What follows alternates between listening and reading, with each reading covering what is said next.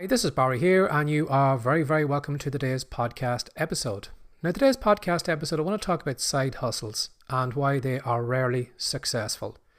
Now, you may be thinking, well, Barry, why are you talking about side hustles? I thought this was a podcast about, passion to profits, building a business around my passion. Well, that's true.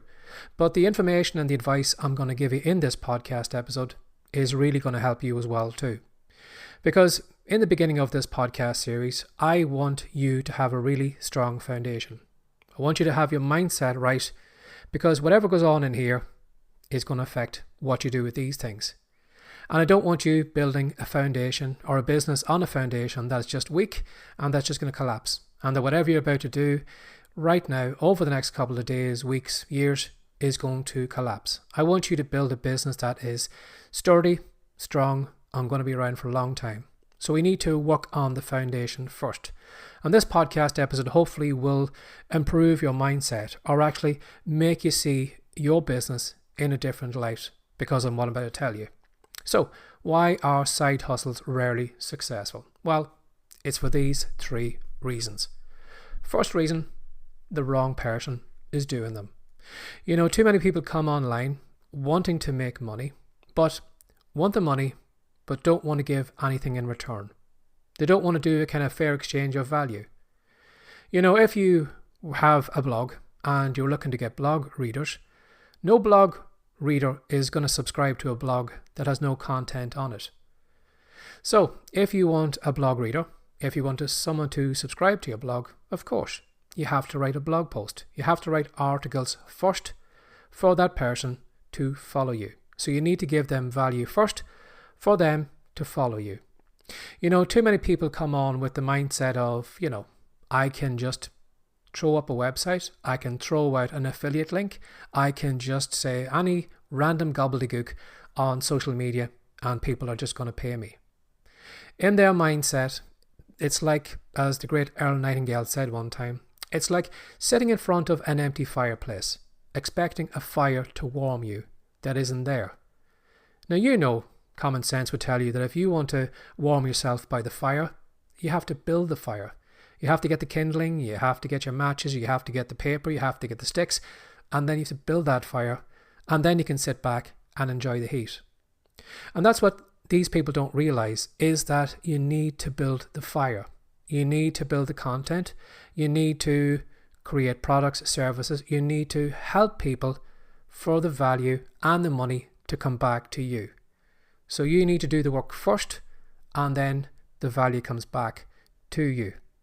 And again, with these people, another reason why they are the wrong people is they're just not willing to do the work. They want easy money. They just assume that if I show up today, it means people are going to pay me cash. They're not willing to sit down and write blog posts. They're not willing to, to reach out to an audience, to get outside their comfort zone, to do things that are difficult. And because they don't want to stretch themselves, don't want to work on themselves, don't want to put in the work, well then, that's why they're never successful. So that's the main reason, or the first reason I would say to you of why people aren't successful, is because basically they're the wrong people. They don't want to do the work, they assume that they're going to get money for nothing, and they're not committed. They will not sit down every day and maybe write a blog post or record a video like this or do a podcast or whatever. They'll just do it sporadically. And they assume that if they do work sporadically, well, the money's going to turn up. But no, the money doesn't turn up if you do things like that. You have to be committed. Now, the second reason why people rarely make money with side hustles is because they're working on the wrong thing. Because someone says, well, I'm making money on this side hustle here where you just throw random links out in social media, you're going to make money. And so they just do that. And it's the wrong thing, because you're not actually building anything. You're just throwing random spam out on the internet, hoping that something is going to come about. So when it comes to building something, you need to have some constructive thing built. Something that's going to build and grow over time.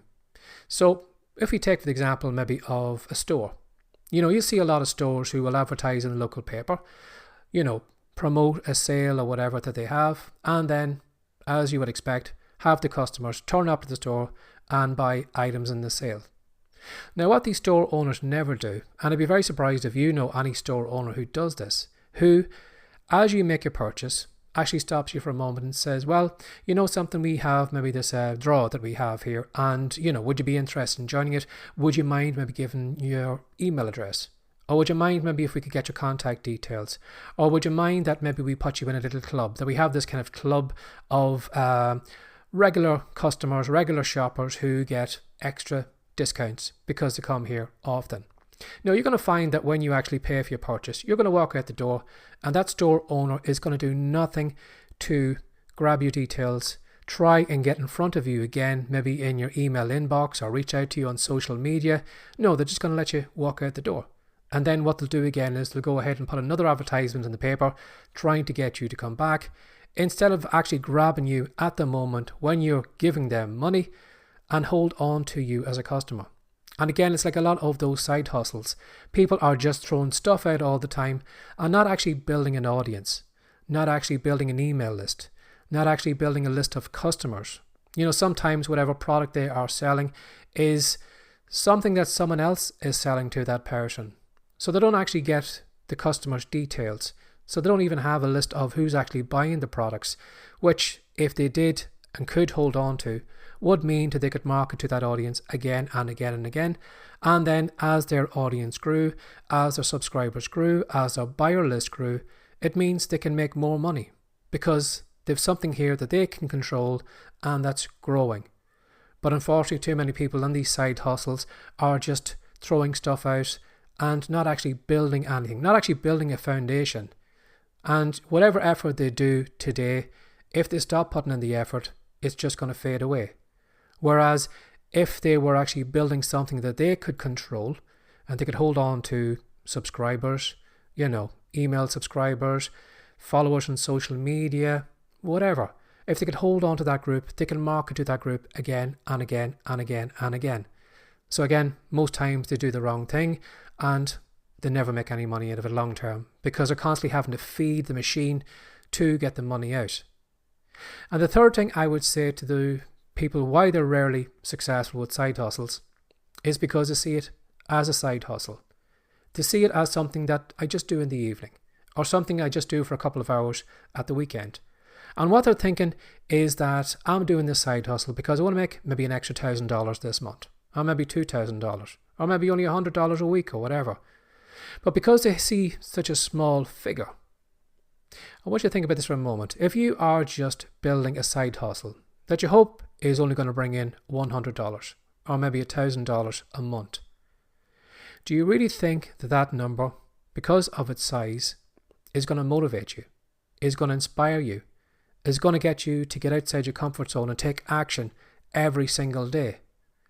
Now, if you maybe increased the figure that you were looking to get from your side hustle from maybe $1,000 up to maybe $10,000 or $15,000 or $20,000 a month, if your eyes were up there, I'm sure you could see that you would be far more committed, that you would actually show up regularly, that you'd be constantly writing blog posts and constantly making videos and constantly, being online to build that business because you're looking at a huge amount of money that you are hoping to achieve from that side hustle rather than the $100 or $1,000.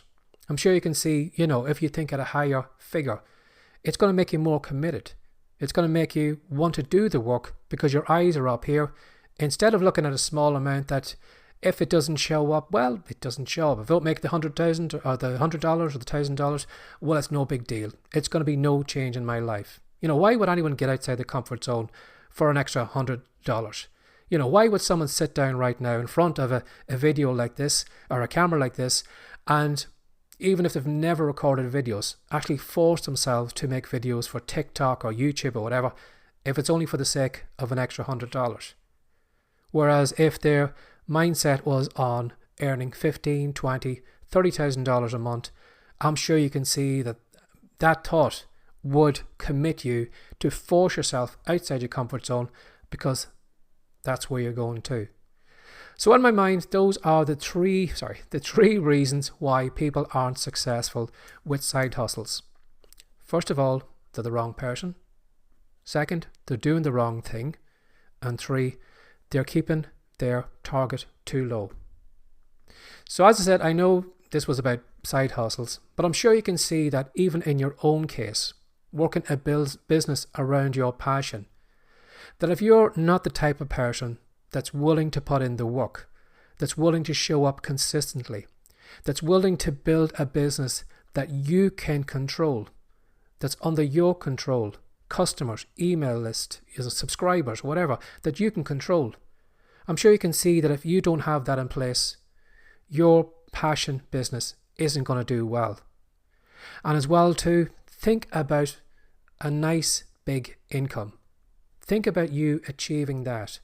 And I'm sure as you think about achieving that, you're going to find no problem sitting your butt in the seat today, writing your blog post, creating your social media content, reaching out to other people, getting on their podcasts, getting on their blogs, or doing things outside your comfort zone, because that is where your eyes are, up here. So hopefully this podcast episode has helped you out. If you do have any comments or you'd like to share anything with me, feel free to leave a comment below this podcast episode. But as always, thanks for sharing your time with me today. Have a lovely day. Take care. Bye-bye.